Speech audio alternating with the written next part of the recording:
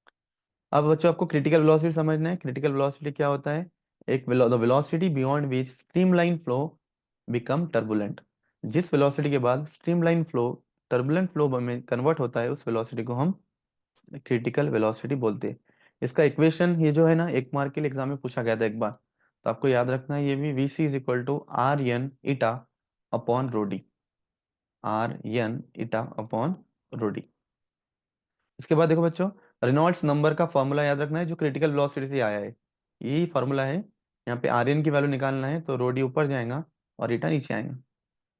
ठीक है। Reynolds number ये नंबर है, इसलिए इसकी यूनिट डायमेंशन नहीं है। जब इसकी वैल्यू 1000 से कम होंगी बच्चों, तब वो क्रिटिकल फ्लो रहेगा हमारा, मतलब सॉरी स्ट्रीमलाइन फ्लो रहेगा। और जब 2000 से ज्यादा होंगी, तब वो टर्बुलेंट फ्लो होगा। और अगर इसकी वैल्यू 1000 से 2000 के बीच में है, तो वो प्रोसेस में है स्ट्रीमलाइन का टर्बुलेंट करने की। ठीक है। विस्कोसिटी क्या है बच्चों? ये भी डेफिनेशन आपको याद करना है, आप यहाँ से सारे डेफिनेशन। विस्कोसिटी एक प्रॉपर्टी है फ्लूइड की, जिसमें रिलेटिव मोशन होती है डिफरेंट लेयर ऑफ फ्लूइड में, जो ड्रैगिंग फोर्स एक्सपीरियंस करता है। जैसे कि आपको पता है honey is more viscous than water, वो विस्कोसिटी का कंसेप्ट है। फिर आपको वेलोसिटी ग्रेडियंट पता होना चाहिए, तो इसका फॉर्मूला याद रख लो, इस पे से आपको डेफिनेशन याद हो जाएंगी। Velocity gradient DV upon DX, तो rate of change of velocity with respect to distance. ठीक है ना, इसको हम क्या बोलते हैं? वेलोसिटी ग्रेडियंट बोलते हैं। इस पे एक न्यूटन्स का लॉ है, जिसको हम न्यूटन्स लॉ ऑफ विस्कोसिटी बोलते हैं। न्यूटन ने बोला था कि जो विस्कस फोर्स है, विस्कस फोर्स वो डायरेक्टली प्रोपोर्शनल टू एरिया और और डायरेक्टली प्रोपोर्शनल है velocity gradient DV upon dx के साथ। ठीक है। ये वाला फॉर्मूला है हमारा न्यूटन्स लॉ ऑफ विस्कोसिटी का। इसमें प्रोपोर्शनलिटी साइन अगर हम निकालेंगे, तो उसकी जगह कांस्टेंट आएगा, जो कांस्टेंट हम ईटा से दिखाएंगे। इसलिए हमारा न्यूटन्स लॉ के ऊपर से फॉर्मूला बन गया, F is equal to eta A dv upon dx. अगली डेफिनेशन है हमारी coefficient of viscosity ET, eta की। तो ईटा का फॉर्मूला यहाँ से बनेगा, ए डिवाइड में जाएगा और डीवी बाय डीएक्स भी डिवाइड में जाएगा। चलो क्या हो गया फिर ये? The ratio of viscous force per unit area, या फिर आप ऐसा बोल सकते हो viscous force per unit area per unit, ये क्या है? Dv by D X velocity gradient. तो ये बन गया आपकी डेफिनेशन। इसका यूनिट और डायमेंशन याद रख लेना बच्चों। आगे चलो, स्टोक्स लॉ एक मार्क के लिए पूछ सकते हैं आपको। स्टोक्स लॉ क्या है? कि viscous force acting on small sphere, जो विस्कस फोर्स एक्ट हो रहा है, वो डायरेक्टली प्रोपोर्शनल किस किस के साथ?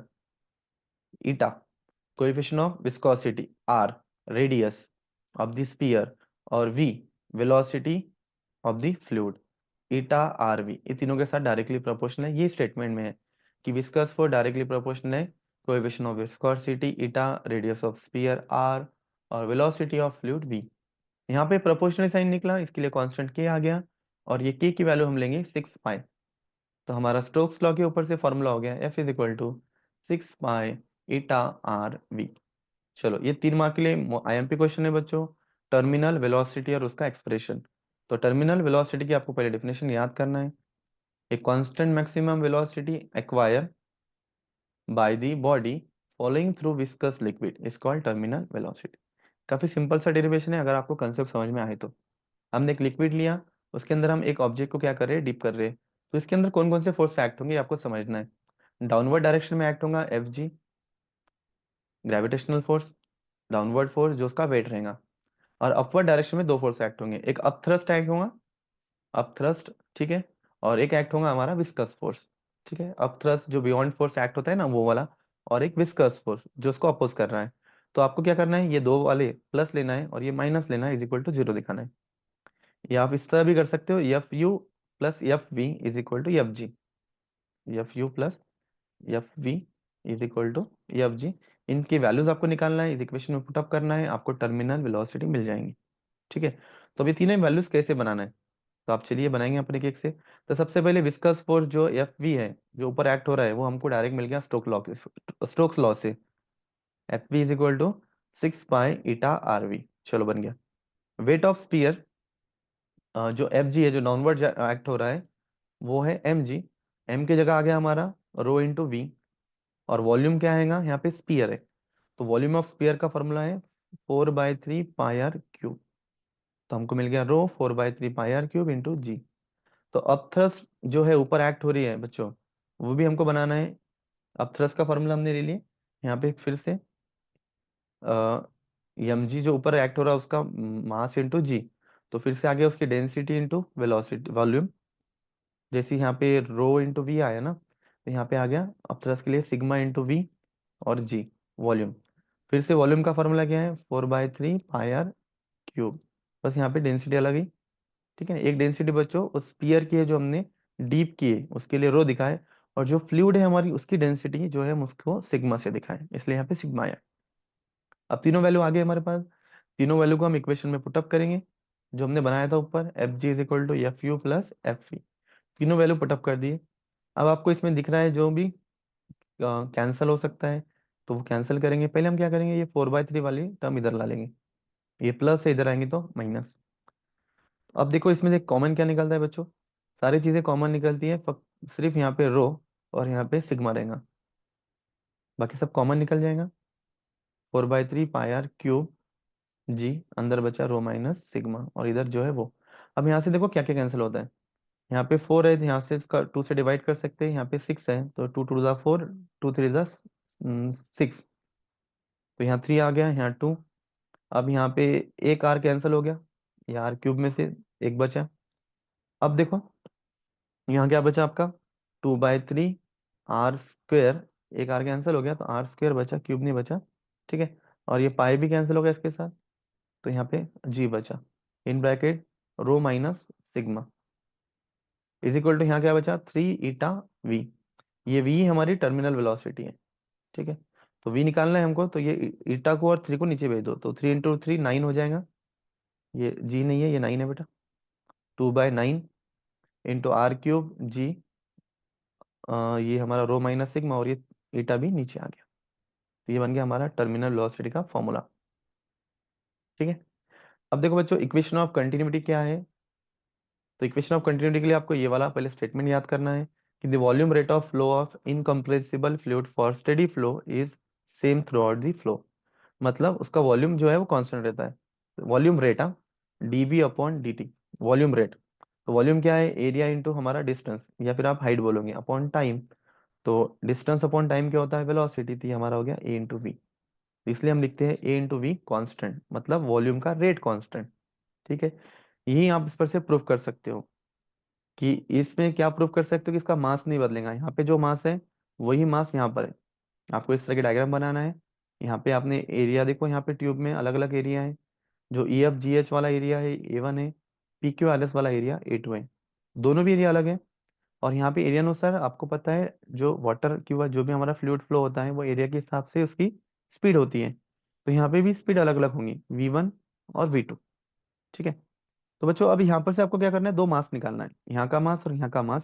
यहाँ पे मास नहीं बदलेगा क्योंकि इनकम्प्रेसिबल रहता है फ्लूइड, अगर आप वो मास निकाल पाओ तो आप ये डायरेक्ट प्रूफ कर सकते हो। तो हमने दोनों मास निकाले, पहले का मास क्या होगा रो, हमको हमारे को पता है ना कि मास का फॉर्मूला क्या होगा, डेंसिटी इंटू वॉल्यूम। तो density as it is, volume की जगह क्या आएगा, वॉल्यूम की जगह क्या आ जाएगा बच्चों, area into velocity into time. तो area into velocity into time कैसा है, वॉल्यूम की जगह अभी आपको बताया था, वॉल्यूम की जगह क्या होता है, एरिया इंटू हमारा डिस्टेंस होता है। पर हमको वेलोसिटी चाहिए, तो वेलोसिटी क्या है, हमारी वेलोसिटी होती है डिस्टेंस अपॉन टाइम। तो डिस्टेंस क्या हो जाएगा, वेलोसिटी इंटू टाइम, इसलिए यहाँ जो डिस्टेंस है उसके जगह हम लिख देंगे वेलोसिटी इंटू टाइम, इसलिए वी का फॉर्मूला आ रहा है ए वी टी।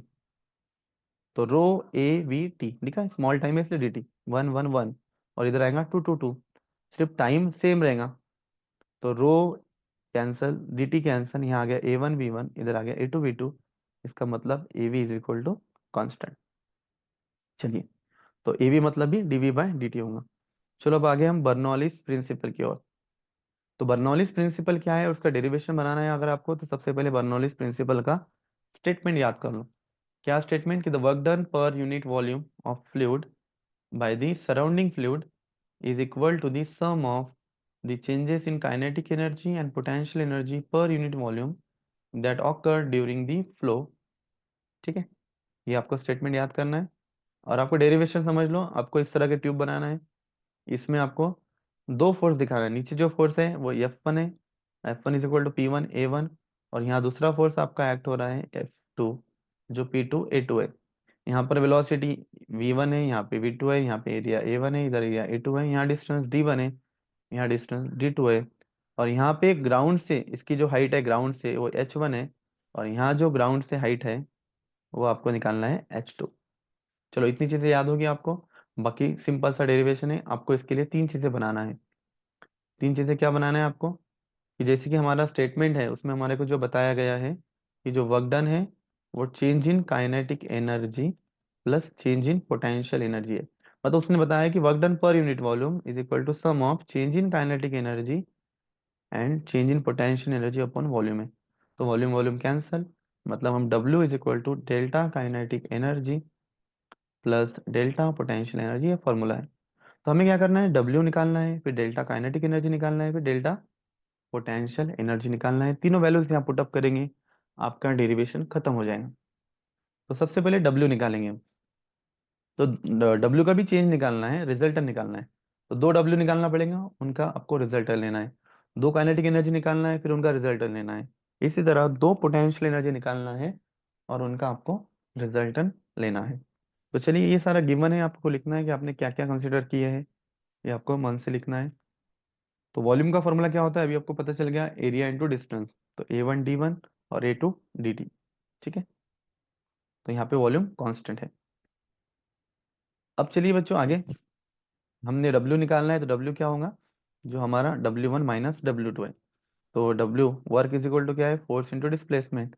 तो F1 D1 minus F2 D2, तो इज इक्वल टू क्या आ जाएगा, F के जगह पे P1 A1 और F2 के जगह पे P2 A2। ठीक है, ये हमारा पहला इक्वेशन बन गया। अब यहाँ पे हम आपको पता है कि एरिया इंटू जो डिस्टेंस है यहाँ पे, इसकी जगह हम वॉल्यूम लिख सकते हैं।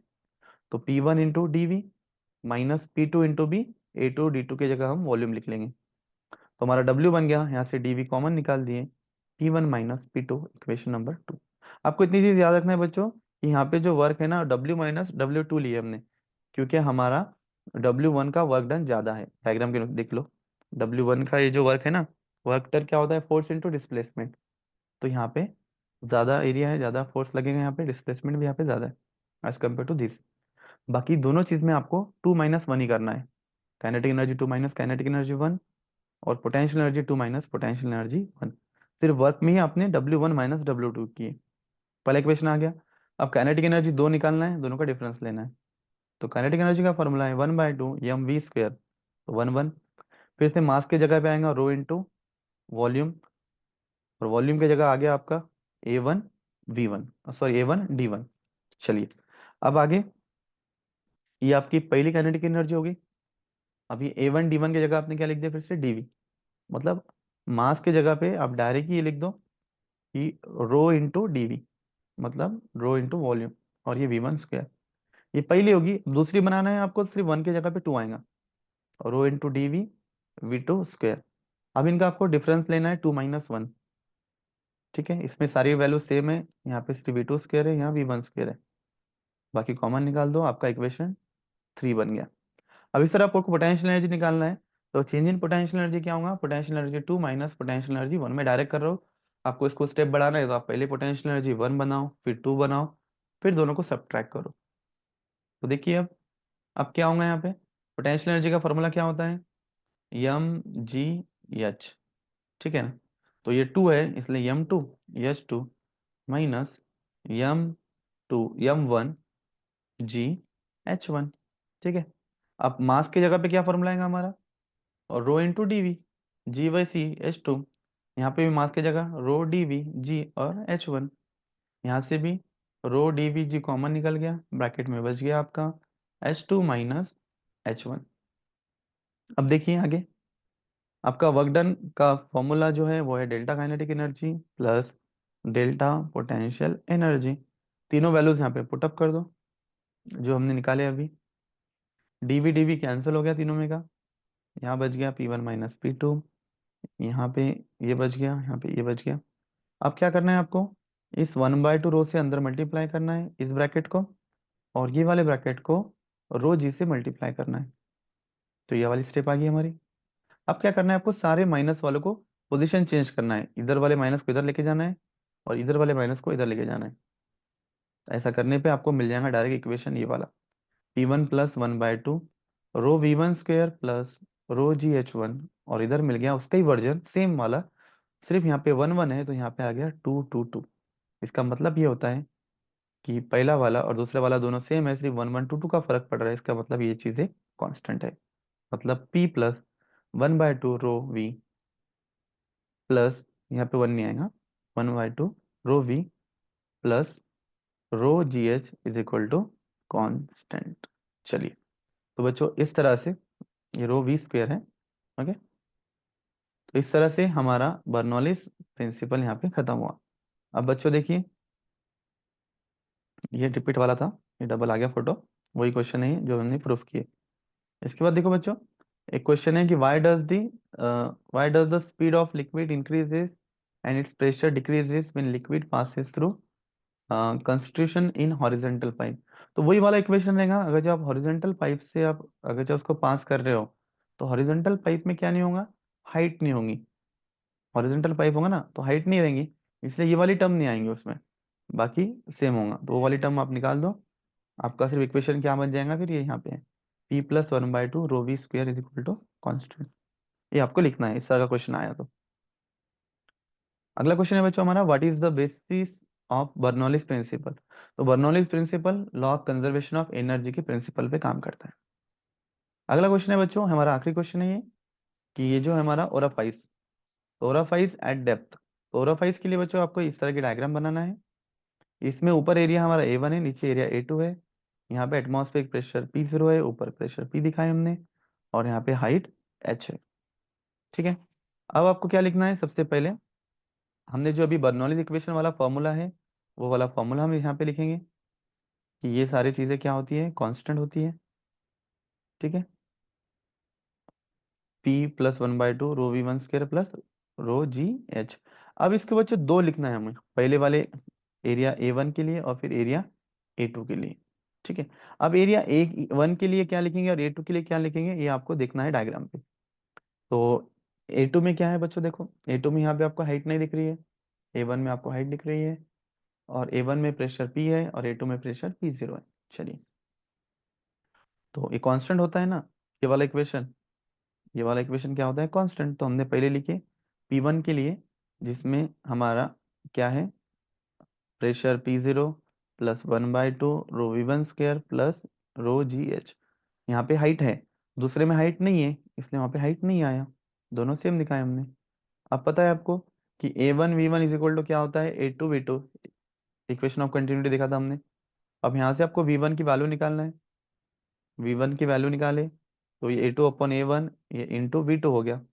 अब आपको जहाँ पे V1 है, यहाँ पे V1 है ना, तो V1 की जगह पे आपको ये वैल्यू पुटअप करना है, A2/A1 इंटू V2 का स्क्वायर। और फिर क्या हो गया आपका, ये तीनों टर्म में रो है तो रो को हमने कैंसिल कर दिए। अब आपको क्या करना है, इसका स्क्वायर कर दो आप, तो इधर क्या बच गया आपका, ये वाला जो है ना ये GH, ये GH को इधर रख दो, और ये प्लस वाली टर्म है ना इसको उधर लेके जाओ, ये माइनस हो जाएगा, उधर जाके इसका स्क्वायर करो। तो यहाँ पे था हमारा ऑलरेडी 1/2 V स्क्वायर, फिर माइनस ये वाली टर्म इधर आ गई 1/2 A2/A1 का स्क्वायर, ये A1 है नॉट V1, A2/A1 का स्क्वायर इंटू V2 का स्क्वायर। अब क्या करना है बच्चों, इसमें से V2 स्क्वायर कॉमन निकाल देना है। तो 1/2 V2 स्क्वायर कॉमन निकल गया, तो क्या बच गया ब्रैकेट में, 1 माइनस A2/A1 ब्रैकेट का स्क्वायर। अब आपको याद रखना है कि ये 2 जो है ना यहाँ डिवाइड में इधर गया तो मल्टीप्लाई में जाएगा, तो ये 2GH की वैल्यू मिल गई। अब आपको कंडीशन लगाना है कि अगर A1 A2 से बहुत ज़्यादा है, तो ये जो डिवीजन वाली वैल्यू है ना, ये एकदम हमारी क्या आ जाएंगी, 0 आ जाएंगी। तो हमारा 1 बचेगा, 1 इंटू ये जो हमारा V1 स्क्वायर है, ये not V1 it's V2 square. Okay, तो 1 इंटू V2 स्क्वायर, ये क्या हो जाएगा हमारा V2 स्क्वायर हो जाएगा, और इधर क्या बच जाएगा 2GH। तो V2 इज इक्वल टू हो जाएगा √2GH। तो बच्चों इस तरह से ये चैप्टर हमारा यहाँ पे रिवाइज हो गया। फास्ट इसलिए हुआ कि वो रिवीजन था बच्चों, पढ़ाया नहीं हो, ओनली रिवाइज किया हो, तो अच्छे से इसको आप कर लो।